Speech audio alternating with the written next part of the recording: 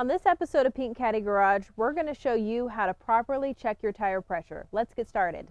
It's important to check your tire pressure regularly, especially before a long road trip, or sometimes a light might go on your dash indicating that one of your tires is low.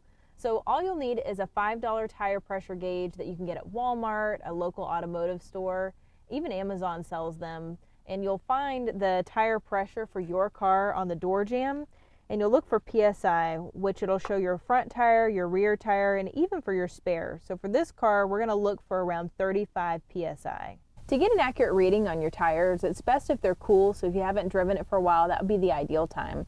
But to get started, all you'll do is remove the cap off your valve stem and make sure that your tire gauge goes squarely on. You don't want a lot of air escaping out.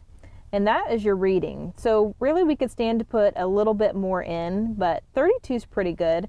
So if you want to put more in your tires, you can go to your local gas station, or if you've got an air compressor, there's a handy attachment that's got a little gauge on it that'll tell you how much you're putting in. I hope you found this video helpful. There's going to be some more basic car care videos on our channel soon, so we hope you watch them, and I hope you have a good one.